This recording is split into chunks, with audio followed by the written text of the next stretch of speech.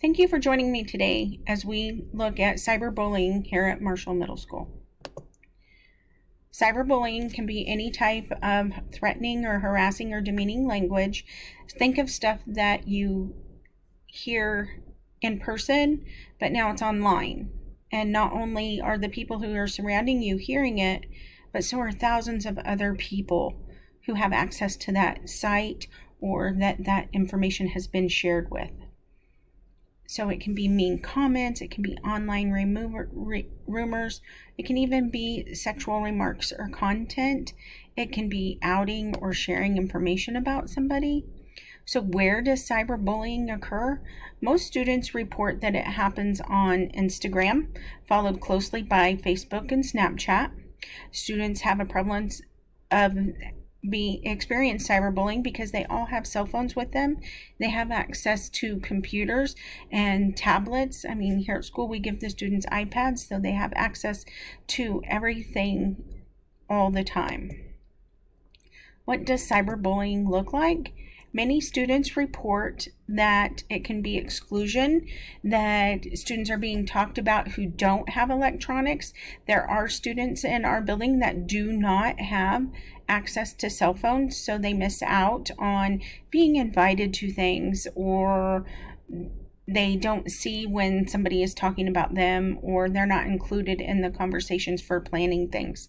The harassment has to be sustained over and over. So it's not just a one incident that constitutes harassment. It's something that is sustained over time and happens over and over again.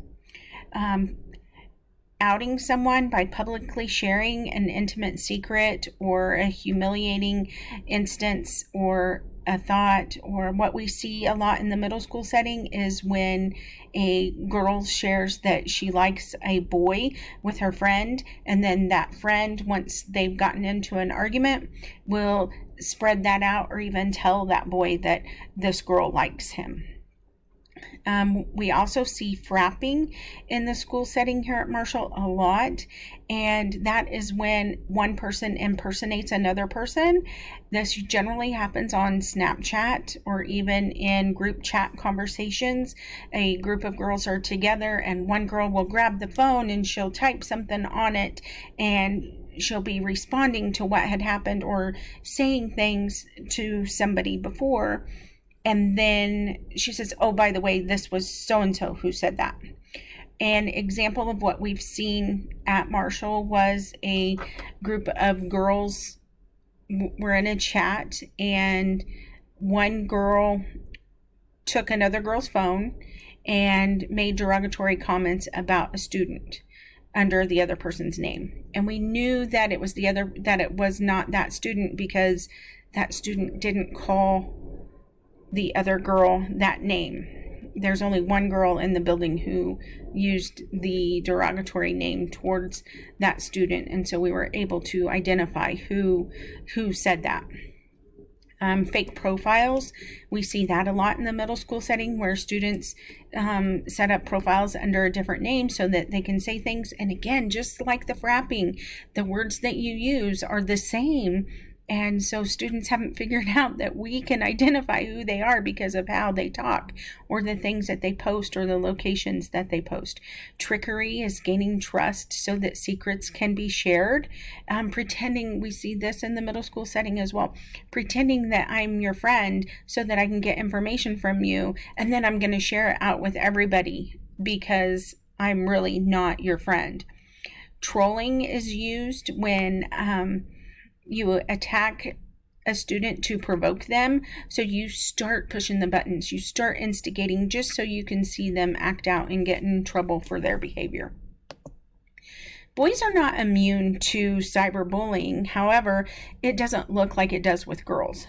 Boys are generally trash talk in person, and the things that they do online will be accusing them of being gay or being a homosexual when they're not, but that's just how things are done online with the boys. Girls is a different story.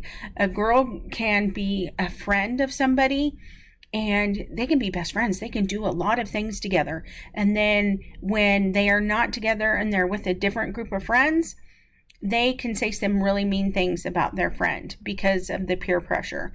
And in general, how this looks is they will post about the girl with names saying that they're a slut or a whore, and they'll just talk trash and hide behind the technology screen. So why is this important? Why are we spending so much time talking about this? Cyberbullying has a great impact on students, and courts have upheld the school consequences as long as it substantially disrupts the learning process. And so what that means is when students post about it outside of the school setting, but that incident comes back to the school, it impacts the school setting. A group of students are wrapped up in the conversation between these kids. It interferes with the educational process. It is accessed on school technology, so the school iPad or the school computers. That's why we try to limit access to things, and then threaten students or infringe on their civil rights. When those things happen, we really have to pay attention and report it to our administrative team.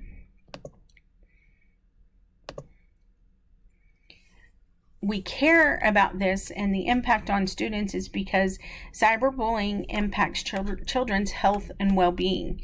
It impacts their self-esteem. We see grades change from positive to negative. We notice a big drop in attendance when a student is being bullied. A lot of times they ask to go see the nurse during that class period when that student is in there because they don't want to be in there. Or in some cases, when the girl says that she likes a boy and that was outed and that boy's in her class, she'll try to find a way to not go to that class because she's embarrassed of that boy knowing that she likes him. Another way is students become bullies in other areas of their life just to gain some power and control back that the cyberbullying has taken away from them. And in worst case scenarios, it's led to attempts or completions of suicide. Take a second and look at this impact statement.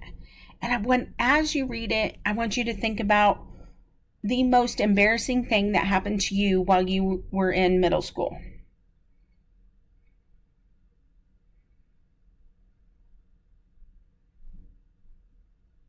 Now, thinking about that event, if somebody found that note and read it, only 1, 2, or 3 people knew about it. In today's world, the most embarrassing things are either recorded, they're posted about you, or you post it as an accident online and hundreds or thousands of students see it, or it's being shared across the whole World Wide Web. Now, how does that impact you? Are students experiencing the same things that we did growing up? No. And that's why we care. That's why we want to talk about this at Marshall Middle School. 61% of students report being bullied because of their appearance. 15% report it because of financial difficulties or the socioeconomic difficulties in their family. This one really stood out for me is that 7 in 10. So when we think about our class sizes at Marshall, that means 14 of the 20 students in your classroom have experienced cyberbullying. Let that sink in again. 14 of the 20 students in your classroom have experienced cyberbullying. 70% poll that they report that somebody has spread rumors about them online. Instagram, followed by Facebook and Snapchat, are the most occurring websites that things are happening on. So teachers, what can you do in the classroom? When a student comes to you, don't read the message out loud. Read it quietly. Talk to that student about online safety. Let them know that they should take a screenshot of the conversation, because if it's in a group chat, once something has been said and it spreads like wildfire that somebody turned it in, that student, the victim, is removed from that group chat, and they don't have any way to prove what was happening. But if they take screenshots of it, then they're able to prove what was going on. And here's the other thing. A lot of times, the perpetrator will go in and delete the things that they have said. And so when you compare what the victim has on their phone to what the perpetrator has on their phone, you can tell that the conversations don't align. And you can see who has deleted things, because one has deleted their own stuff and the other has deleted their stuff, and they're just not matching up. Build empathy in your classroom. Understand what's going on. Think back to what would have happened to you in this situation if the most embarrassing thing that happened to you in middle school was posted online and shared.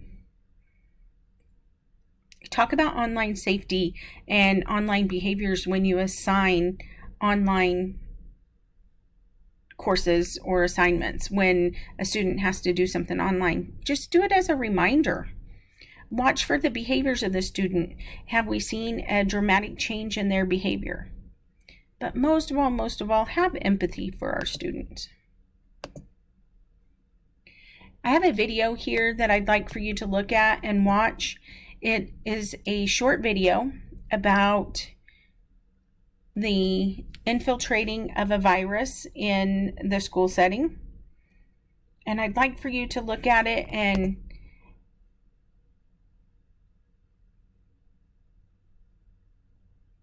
see what happens as this happens in a school setting.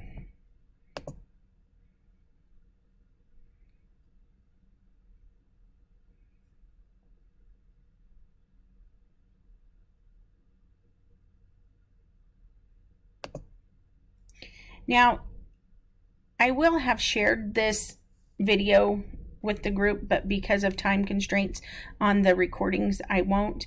After the video is completed, then I'll say, if students report to you things, send them to the social emotional team or the administrator or the student center to fill out a report, and administration will have them talk with the counselor, the social worker, the nurse, the psychologist, the teacher, somebody who they are familiar and feel safe with, so that they can talk about what's going on.